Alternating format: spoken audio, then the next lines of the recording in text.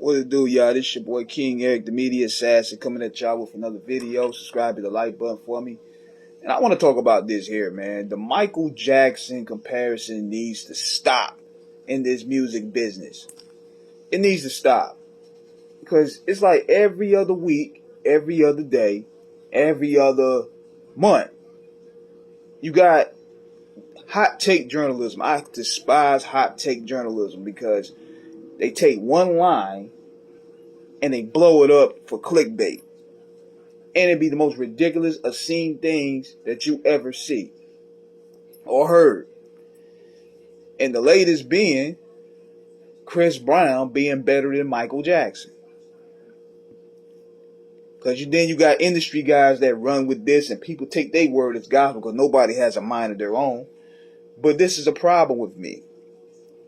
Because last time it was Drake. Oh, Drake broke Michael Jackson's record. Or Beyonce. Beyonce the new Michael Jackson in performance. There's no next Michael. There's no person better than Michael on that totem pole. We have to rank this based off eras. Michael's the king of his era. Beyonce's the queen of her era. Chris Brown right now is the king of his era. Because Chris Brown got hits, man.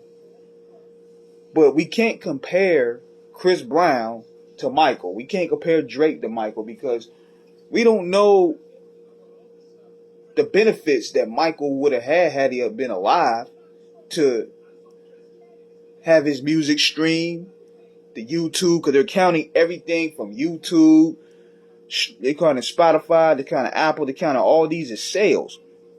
If Thriller would have came out today, who knows? It would have been a cajillion in terms of numbers. But see, back in the day, you only had the benefits of CDs and tapes and vinyl. These guys today, they getting plaques just off YouTube. DJ Academics even got a plaque. So, right now, they're giving trophies out more so than ever before because of streaming. You're getting more recognized accolade, therefore the numbers are counting even more.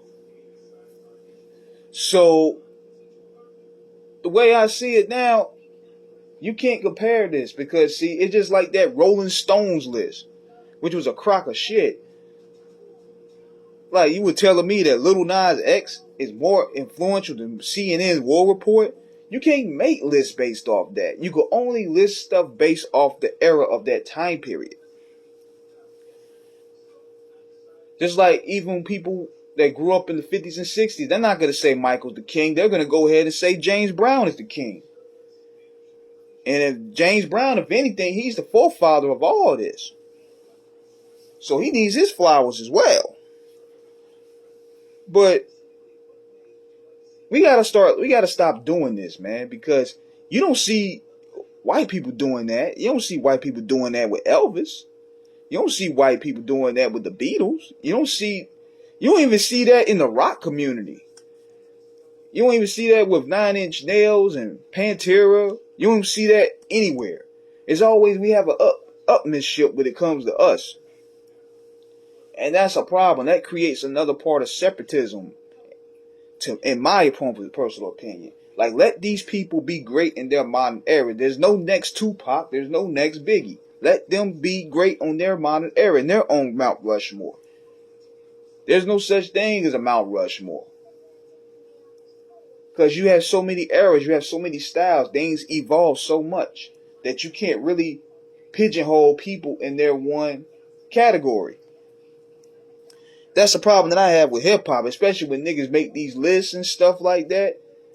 I mean, they do it to create conversation. I remember even when Joe Budden did his list. And that's what started that whole thing with Wu-Tang and him.